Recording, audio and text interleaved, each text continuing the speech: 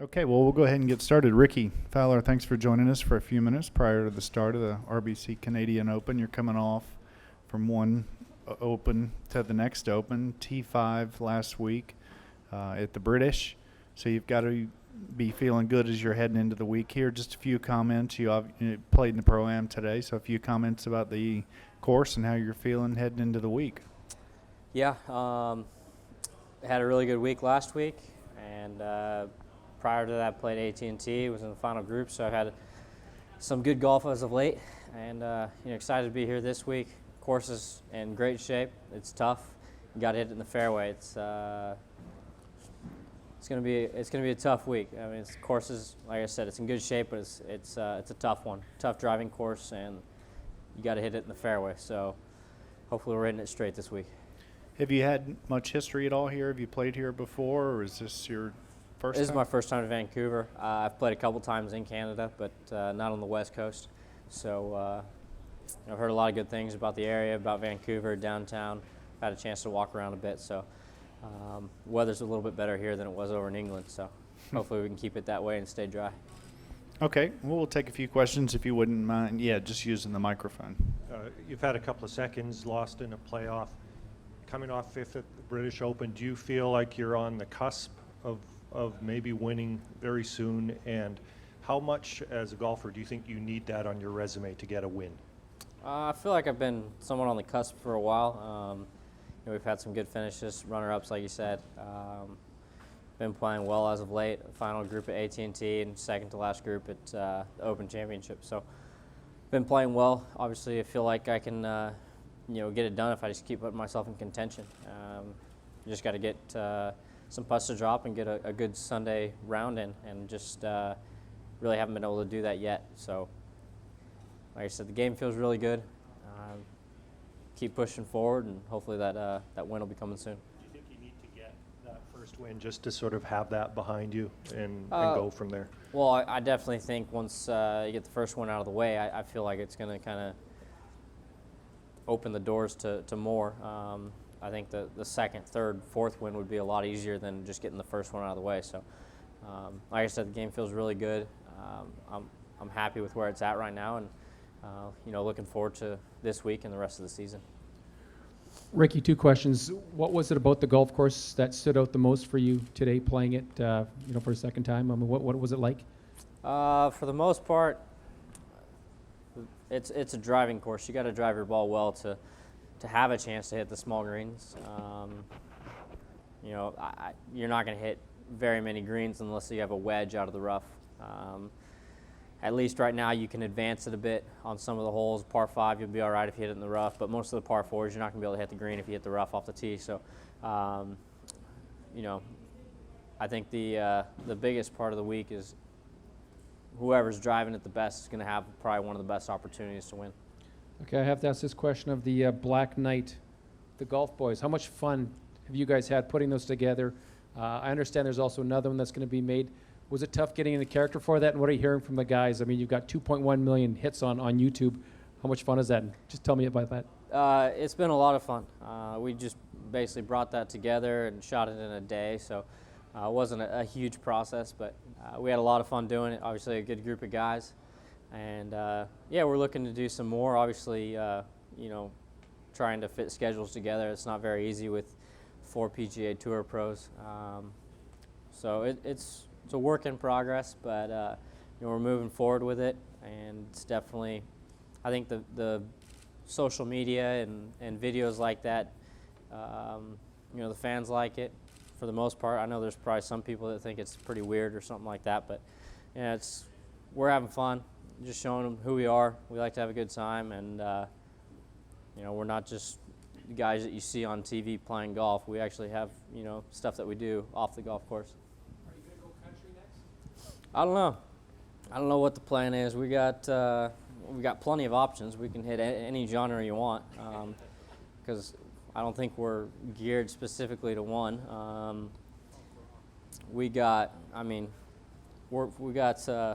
The limits are endless. Because we're not good in anything. We're trying to be bad, so we can be bad in anything that we put together. So we're not trying to dance good. We can dance to anything you want us to. So yeah, we're gonna run with it, see where it ends up, and see how many songs and music videos we can put together. Rickie, just curious as to what brought you here. It's a long way from the British Open, about as far as you can go to play the next week. What was it that attracted you to coming here? Well, it ended up being a pretty good fit in the schedule. I definitely like playing West Coast golf. I grew up on the West Coast, Southern California, so a little bit further north than I'm used to, but I had played in Canada in junior golf, liked it, and like I said, it fit into the schedule a bit. I was going to have 2 weeks off prior to playing Akron in the PGA, and then a week off and going to the playoffs. And I felt that 2 weeks off may have been a little bit too much going into a World Golf Championship and a major. So playing the week after the British, kind of winding down, and then have a few days off and get back in the swing of things. So I always like to play. I just don't want to have too much time in a row playing too many tournaments or too much time off. So it fit into where the charter flight makes it a lot easier to get over here and continue playing and have a few days off to get ready for the next couple events. Just to follow up, I mean, the rough, as you mentioned, is an event that sometimes has trouble getting guys to come from the British Open. Can you turn guys off with what have you heard about the course, and can you risk turning guys off when you make it as tough as you said it was out there? I think tough courses draw better players. I mean, I like playing tough golf courses. I feel like, not that I have a better chance to win or be in contention, I just like playing challenging golf courses.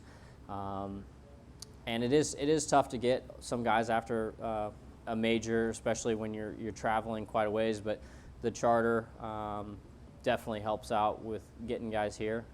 This is about as far as you're going to get traveling-wise from England to all the way to Vancouver, but it really wasn't too bad.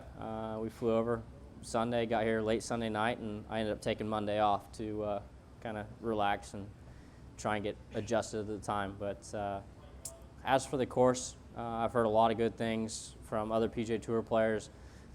Ben Crane, he was probably one of the first ones to tell me about it. He said it's one of his favorite places, definitely his favorite place to play in Canada that he's played. So I was excited to be coming here. Lots of young fans out there today in the orange Puma gear. What are your thoughts about having lots of Canadian fans?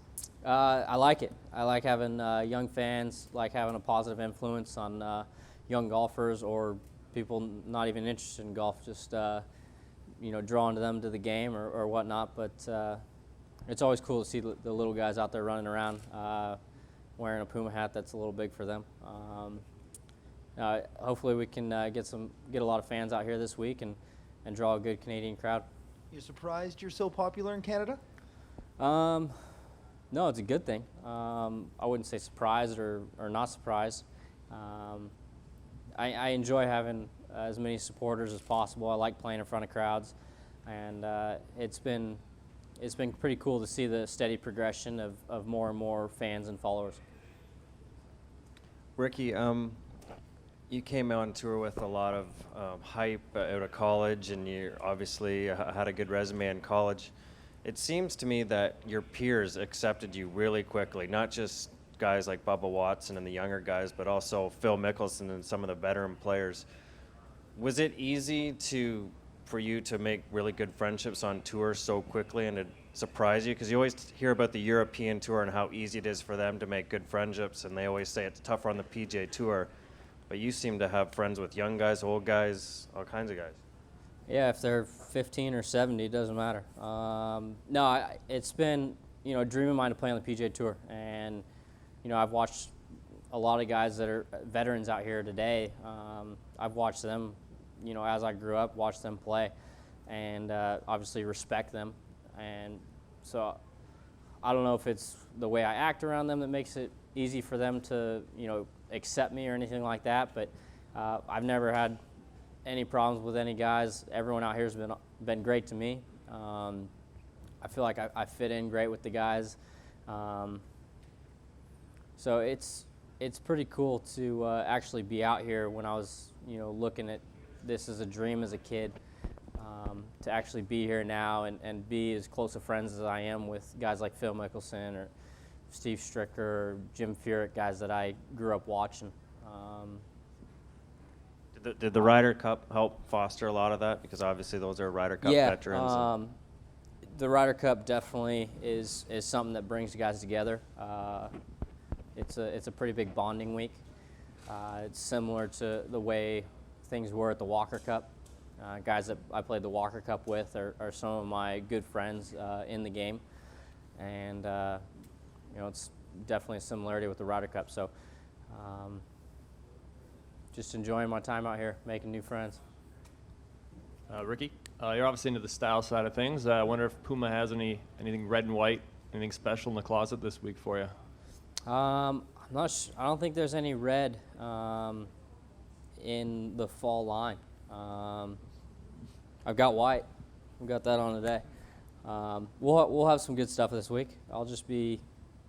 They don't have me. I usually get scripted on majors, and then other than that, on PGA Tour events, I get to wear what I want. So we'll try and put together some good, colorful outfits this week. You look like you're having a blast with where you are in your life. I know you're just starting out in your career, but you've got a lot of attention and some fame and fortune. Are you having as much fun at it as you seem to be, and does it ever get to be a burden where you just can't develop your game the same way other guys might at your age because there's so much attention on you? I mean, I'm having a great time. I'm getting to play golf every day.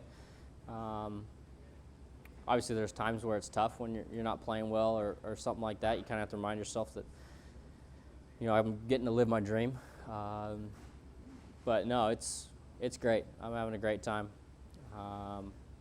Obviously, there are time commitments where I have to learn to manage my time a bit. I think that's been probably one of the biggest adjustments, is getting used to the travel and the time management, when to practice, sleep, eat, workout, media, practice rounds. So it's been a fairly easy adjustment because this is what I want to do for the rest of my life. And you know, the time that it starts to feel like a job or I start to not have fun, then that's when I shouldn't be out here, but I don't see that really happening. Rickie, we've talked to a lot of guys coming through the room today, and they said that they think 5 or 6 under is probably going to take this tournament in such tough conditions. Is that kind of a general idea of what you think is going to win the tournament? It's hard to say. I mean, usually tournament scores are so, you know, dependent on weather conditions and how the course sets up. Obviously, if it's sunny for 4 days, the course is going to get firm and fast and could play really hard. And then if it rains, I mean, if you hit it in the fairway, you're going to be able to make some birdies with soft greens. So it's hard to say, but I mean, I'd be happy with shooting a few under par and, you know, sitting here come Sunday with a 5-6 under and see where that puts me. But no, I don't see it out of the possibility with someone being able to reach double digits, but it's going to take definitely a really good ball striking week to get to that. Time for one or two. Yeah, hi, Rick. Yeah, I'm just curious about yesterday when you were walking around Vancouver. I know there's a lot of recognition. You have a lot of fans out here on the course today and yesterday, but just around Vancouver, were there people coming up to you? Did they know who you were? Were they coming up and getting autographs just on the street, around the hotel? Well, I don't walk around usually in a bunch of Puma logos. I still wear some Puma stuff, but I try and slide incognito as much as possible, but not trying to shy away from people coming up to me. You know, I love signing autographs, taking pictures, whatever that might be, but I get recognized every once in a while, but I don't try and draw attention to myself or anything like that. But the people here have been great. Like I said, there's been some people that recognize me out on the street, sign some autographs, take some pictures, and nothing too crazy. We try and keep it pretty mellow out there. All right. Well, Rickie, we appreciate your time as always, and best of luck this week.